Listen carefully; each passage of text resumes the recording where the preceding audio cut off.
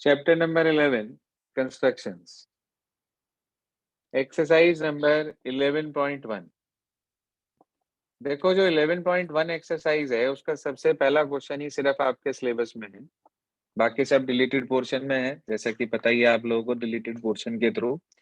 पहले क्वेश्चन में कह रहा है draw a line segment of length 7.6 centimetre and divide it in the ratio 5:8, measure the two parts. ये हमारे पास 7.6 सेंटीमीटर की आप लाइन बना लेंगे with the help of scale and pencil. आपको इसे डिवाइड करना है 5:8 की रेशियो में। There are two different method, लेकिन मैं आपको एक ही सिखाऊंगा। वो जो दूसरा मेथड था वो हेल्पफुल था क्वेश्चन नंबर 2 से 7 तक जो क्वेश्चंस हमारे थे, अगर वो हमारे कोर्स में होते तो उनके साथ वो सेकंड मेथड यूजफुल था। लेकिन फिलहाल और सिर्फ जो मेथड मैं आपको बता रहा हूँ ये आसान सा और सिंपल सा मेथड है। हम यहाँ डाउनवर्ड डायरेक्शन में एक एक्यूट एंगल बना लेंगे और उतना ही एक्यूट एंगल ऊपर बना लेंगे। अब हमारी मर्जी है हम एक्यूट एंगल कितने का मर्जी बना लें, लेकिन हमने पढ़ रखा है कि कंपास की हेल्प से सबसे आसान एक्यूट एंगल 60 डिग्री का होता है। तो हमने क्या करा, यहाँ रखा कंपास निडल, एक आर्क लगाया, यहाँ रखकर दूसरा आर्क लगाया, इसको मिला दिया, बन गया जी 60 डिग्री का एंगल। ऐसे ही सेम टू सेम यहाँ रखा कंपास निडल, ये आर्क लगाया, ये लगाया, 60 डिग्री का एंगल यहाँ भी बन गया। कोई परेशानी दिक्कत दुविधा? दोनों तरफ 60-60 के एंगल बन गए। 5:8 की रेशियो में डिवाइड करना है तो आप क्या करेंगे, यहाँ कंपास निडल रखकर एक सुटेबल आर्क लेके, ना बहुत बड़ा और ना बहुत छोटा, यहाँ पर आप 5 आर्क लगा लेंगे।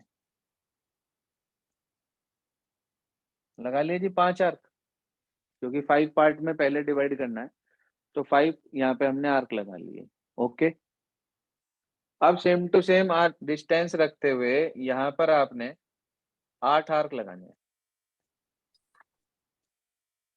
ओके जी, कोई परेशानी दिक्कत? 5 आर्क नीचे, 8 आर्क ऊपर, 5:8 में डिवाइड करना था। तो इस 8th आर्क को आप इस 5th आर्क से जोड़ देंगे with the help of scale. जिस भी पॉइंट पे जाकर मिलेगा उसे सी नाम दे देंगे और कह देंगे कि AC ratio CB equals to 5:8। बस इतना सा काम करना है आपको। ठीक है जी, क्लियर? नाप लेना, स्केल आपके पास है, आप इसे नाप के देख लेना AC की लेंथ कितनी आ रही है और BD की लेंथ, सॉरी CB की लेंथ कितनी आ रही है, मेजर करके देख लेना स्केल से। ठीक है ना, उसने बोला है मेजर द टू पार्ट, तो आप इसे मेजर कर लेंगे और ये आपके पास खत्म हो जाएगा। पहला क्वेश्चन क्लियर हो गया। रफ अपने पास ड्रॉ कर लें, बाद में तसल्ली से with the help of compass, pencil, scale, इन सब का यूज करते हुए इसे एक बार कंस्ट्रक्ट कर लीजिएगा। If you face any problem, any query regarding this question, तो आप वो मेरे से कल पूछ लीजिएगा। यह हमारी पहली एक्सरसाइज खत्म हो जाती है एक ही क्वेश्चन के साथ। Now we move for the second exercise, जिसमें हमें टेंजेंट ड्रॉ करनी सीखनी है। आप लोगों को मैंने चैप्टर नंबर 10 पढ़ाया था, टेंजेंट्स। उस चैप्टर नंबर 10 में आपको ये बताया था कि टेंजेंट और रेडियस के बीच में 90 डिग्री का एंगल होता है। साथ ही आपको ये भी बताया था कि अगर पॉइंट सर्कल के ऊपर है तो एक टेंजेंट बनती है उससे, और अगर पॉइंट सर्कल के बाहर है तो 2 टेंजेंट बनती है वहां से। इसका मतलब 2 अलग अलग केसेस हमारे पास हैं, when the point is on the circle and when the point is outside the circle. इन दोनों के भी दो दो केस होते हैं, with using centre, without using centre, centre का यूज करते हुए और बिना सेंटर का यूज करे। ठीक है जी, ये तरीके हमारे पास कुल मिलाकर 4 मेथड आते हैं। आपकी बुक में 3 मेथड है, point on the circle with using centre, point outside the circle, with using centre, without using centre. Without using centre point on the circle का केस आपकी बुक में नहीं है, लेकिन मैं आपको सिखा रहा हूं कि अगर एग्जाम में कभी कहीं कोई क्वेश्चन आ जाता है तो आपको दिक्कत नहीं आएगी। सुनिए ध्यान से क्या करेंगे। ये कर लिया सबने नोट? Yes sir. चलिए,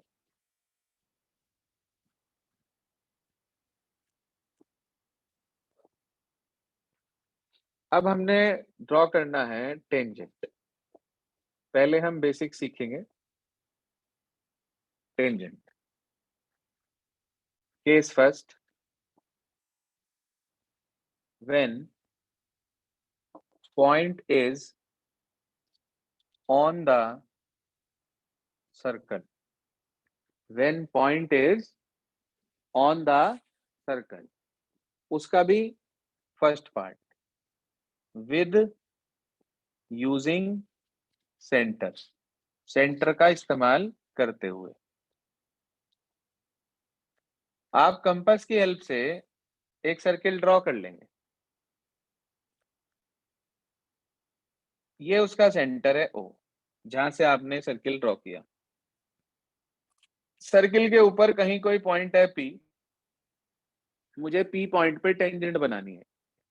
भाई मैं जानता हूं कि रेडियस और टेंजेंट के बीच का एंगल 90 डिग्री का होता है। अगर मैं ओपी को जोड़ दूं तो ओपी क्या होगी? रेडियस। बिल्कुल ठीक बात, ओपी रेडियस होगी। अच्छा, अगर ओपी रेडियस है, अगर ओपी रेडियस है और मुझे पी पॉइंट पे टेंजेंट बनानी है, तो मुझे पी पॉइंट पे कितने डिग्री का एंगल बनाना पड़ेगा? 90 डिग्री। 90 डिग्री का, बिल्कुल ठीक बात है। तो हमने क्या करा, इस पी पॉइंट पे कंपास की हेल्प से 90 का एंगल बनाना है, तो हमने ये एक आर्क लगाया, यहां रखकर पहला आर्क 60 का, फिर 120 का, इन दोनों के बीच में ये लगाया और इसे प्रोड्यूस कर दिया दोनों डायरेक्शन में। तो हमारे पास ये जो लाइन आई, ये क्या कहलाएगी सर्किल की? टेंजेंट। सिस्टम क्लियर हो गया पहला, कि when the point is on the circle and with using centre, centre का इस्तेमाल करते हुए। सेंटर था इसलिए हमने रेडियस बना दिया, सेंटर था इसलिए हमने रेडियस बना दिया, रेडियस बना दिया, उस पे 90 का एंगल ड्रॉ कर दिया, और जैसे ही 90 का एंगल ड्रॉ करा, it means the line which we get is the tangent to the circle. Clear now? Now we move for the next one, without using centre. ये बना लिया सबने रफ अपने पास? Yes sir. देखिए दूसरा केस, यस। इसी का सेकंड, विदाउट यूजिंग सेंटर, बिना सेंटर का इस्तेमाल करें। एक्चुअल में इसमें जो कंसेप्ट लगता है ना विदाउट यूजिंग सेंटर में, वो पहले कंसेप्ट समझ लो आप, बाद में ड्रॉ करना सिखाऊंगा। मान लीजिए आपके पास ये एक लाइन है जो सर्किल को टच कर रही है, मतलब टेंजेंट है, और इस पॉइंट ऑफ कांटेक्ट से अगर मैं कॉर्ड बना दूं कोई भी पी क्यू, तो याद रखना इस टेंजेंट और कॉर्ड के बीच में जो एंगल होता है ना, वो उस कॉर्ड के द्वारा दूसरी सेगमेंट में बने हुए किसी भी एंगल के इक्वल होता है। यानी कि अगर आप यहां से ड्रॉ करके कोई बनाएंगे तो ये वाला एंगल और ये वाला एंगल 100% आपस में इक्वल आएगा। इसको बोलते हैं ऑल्टरनेट सेगमेंट थ्योरम। ये ना पहले जब चैप्टर 10 हुआ करता था, इससे पहले जो बुक थी एनसीईआरटी, ये चेंज हुई थी अभी थोड़ा टाइम पहले, लगभग 15-16 साल पहले। तो उससे पहले जो बुक थी उसमें ये जो थ्योरम थी अल्टरनेट सेगमेंट थ्योरम, ये पढ़ाई जाती थी। जो मैंने आपको 10-11 क्वेश्चन चैप्टर नंबर 10 के आर एस अग्रवाल से दिए हैं, उनमें भी एक आध क्वेश्चन में थ्योरम लगेगी। इसलिए मैंने आपसे कहा था कि मैं ये चैप्टर के जो क्वेश्चंस हैं चैप्टर 10 के, वो मैं आपको अभी 2 दिन बाद बताऊंगा, क्योंकि मुझे ये थ्योरम आपको यहाँ इस चैप्टर में समझानी है। तो ये थ्योरम क्या कहती है कि angle made by the chord with the tangent is equal to the angle made in the alternate segment, दूसरी तरफ बने हुए एंगल के इक्वल होता है। अब आप कहो सर कॉर्ड और टेंजेंट के बीच में तो ये वाला भी एंगल है, तो मैंने कब कहा नहीं है, अगर मैं इसे इधर की तरफ ज्वाइन करूंगा तो वो इसके इक्वल होगा, ठीक है ना। और आपने पढ़ा है कि साइक्लिक क्वाड्रिलेटरल के अपोजिट एंगल का सम 180 होता है, तो इन दोनों का भी 180 है, और ये इसके इक्वल है, ये इसके इक्वल है, इन दोनों का भी 180 है, हो गया वेरीफाई भी। लास्ट ईयर चैप्टर नंबर 10 था क्लास 9th में, जिसमें आपको पढ़ाया गया था कि sum of opposite angles of cyclic quadrilateral is 180 degree. इसका यूज हमने चैप्टर नंबर 3 की भी वर्ड प्रॉब्लम में किया था। आपको यदि याद हो, एक वर्ड प्रॉब्लम है 3.7 एक्सरसाइज में लास्ट, वो यही है, इसी कंसेप्ट पर बेस्ड है कि किसी भी साइक्लिक क्वाड्रिलेटरल के अपोजिट एंगल्स का सम 180 होता है। साइक्लिक क्वाड्रिलेटरल वो होता है जिसके चारों वर्टिसेस सर्कल के ऊपर होते हैं, उसको हम साइक्लिक क्वाड्रिलेटरल कहते हैं। तो वो साइक्लिक क्वाड्रिलेटरल के अपोजिट एंगल का सम 180 है, तो वो बात यहाँ से वेरीफाई भी हो रही है। तो ये तो कंसेप्ट था जो यूज करेंगे। अब जो चीज आपने पढ़ी है ना, बस इसी को फॉलो करते चलना है हमें। देखिए ध्यान से, ये आपके पास एक सर्कल है और आपको इस पॉइंट P पे टेंजेंट ड्रॉ करनी है, मगर आप इसका सेंटर नहीं जानते, या कह लो जानते हो, यूज नहीं करना है, ठीक है ना भाई। विदाउट यूजिंग सेंटर का मतलब ये हुआ कि हमें सेंटर का यूज नहीं करना है, ठीक बात। आप इसी एक्सरसाइज के अंदर देखो जरा 11.2 में एक क्वेश्चन नंबर 7 है, उसमें कहा draw circle with the help of Bengal. क्यों कहा गया बेंगल? कि सेंटर का यूज नहीं करना। कुछ टीचर क्या कराते हैं, इसके अंदर सेंटर निकलवा देते हैं, 3 पॉइंट लेके ड्रॉ करके, ये भी पिछले साल पढ़ा था आपने। वो जो 7th क्वेश्चन है उसमें पॉइंट आउटसाइड द सर्कल का केस है, ठीक है ना, ये वाला केस नहीं है जो मैं आपको बोर्ड पे पढ़ा रहा हूँ, ठीक है ना। बस सिर्फ समझा बात ये रहा हूं कि वो बेंगल कहा गया, इसका मतलब आपको सेंटर का यूज नहीं करना है। ऐसा ही कुछ केस यहाँ पर है, इस तरह का कोई क्वेश्चन एनसीईआरटी में नहीं है।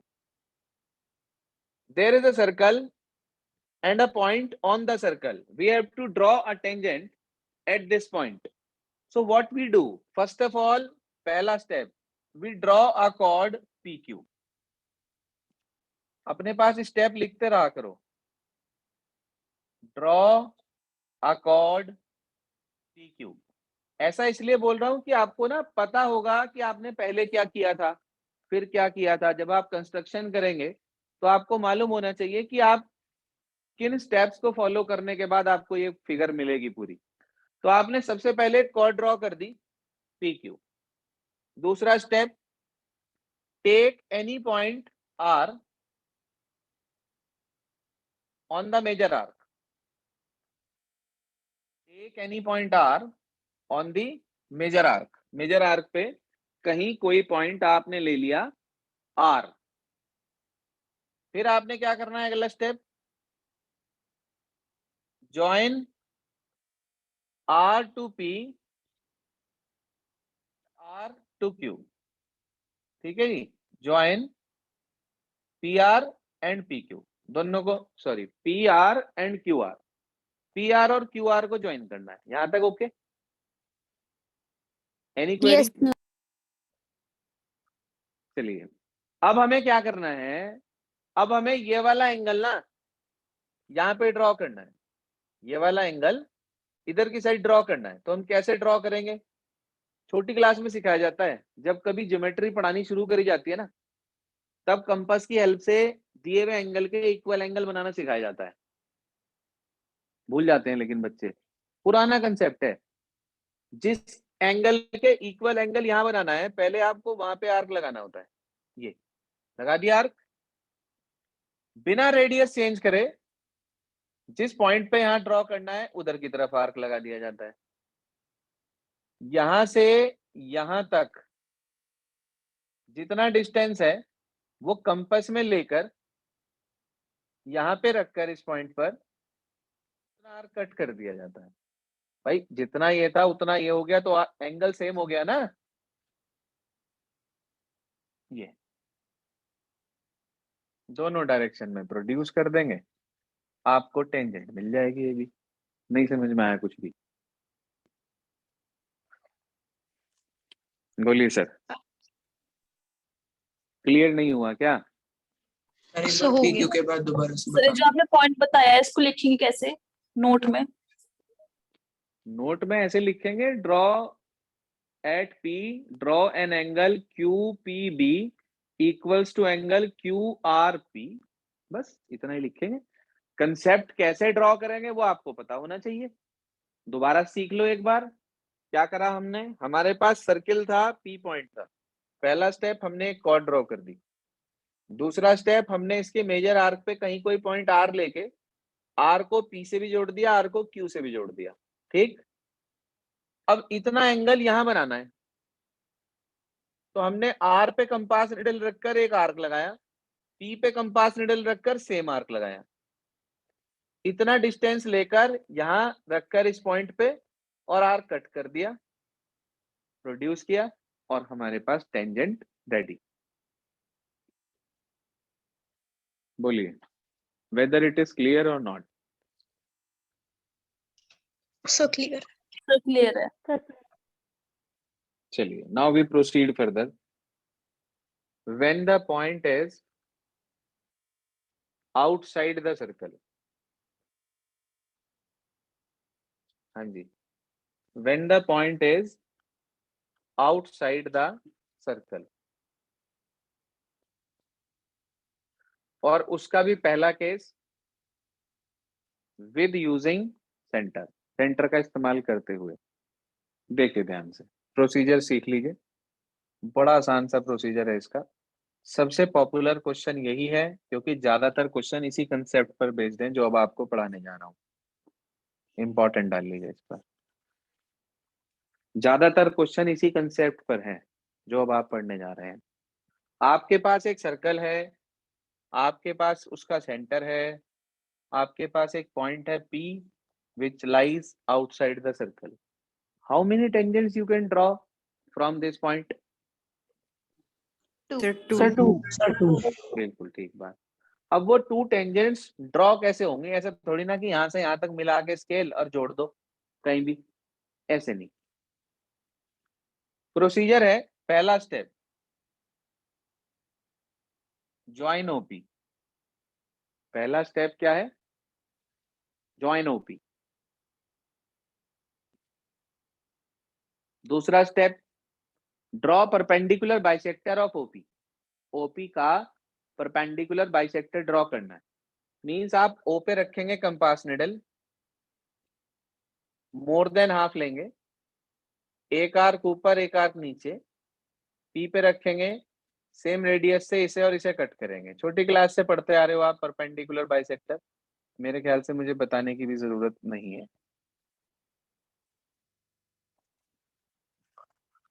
तो हमने सबसे पहले ओपी जोड़ी, फिर ओ पे रखकर कंपास निडल को मोर देन हाफ लेकर एक आर्क ऊपर एक नीचे, फिर पी पे रखकर एक ऊपर वाले को कट करते हुए नीचे वाले को कट करते हुए दोनों को ज्वाइन कर दिया, परपेंडिकुलर बाइसेक्टर बन गया, जिसने ओपी को एम पॉइंट पे इंटरसेक्ट करा। मर्जी आपकी है, जो भी नाम देना चाहो वो दे लो, मैंने इसे एम कह दिया। अब आगे आप बता सकते हो एम से पी तक या एम से ओ तक का डिस्टेंस इक्वल होगा या नहीं होगा? यस सर होगा।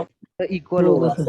इक्वल होगा, बाइसेक्टर बनाया ना हमने, बिल्कुल ठीक बात होगा। तो आप क्या करें, एम पे कंपास निडल रखकर पी तक का या ओ तक का डिस्टेंस ले लें। इस तरीके से यहां रखा, यहां तक का डिस्टेंस लेके एक आर्क तो इधर कट कर दिया, एम पे रख के, एम पे रखकर एक आर्क इधर कट कर दिया और एक इधर कट कर दिया। कुछ टीचर्स पूरा सर्किल बनवाते हैं, यहाँ पे कंफ्यूजन हो जाता है। क्या करना है, एम पे रखनी है कंपास निडल, एम से ओ तक का डिस्टेंस लेना है, और एक आर्क इधर एक आर्क इधर, एम पे रख के ही।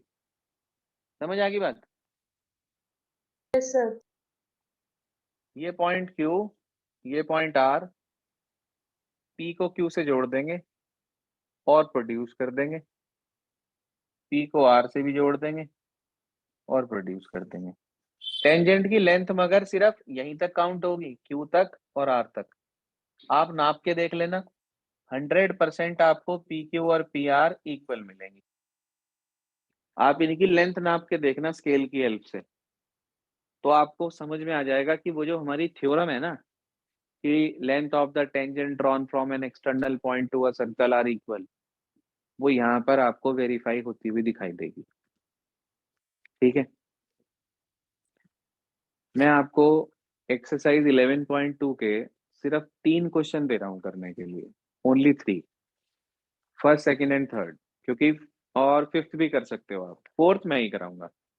फोर्थ, सिक्स, सेवन, ये 3 क्वेश्चन मैं कराऊंगा।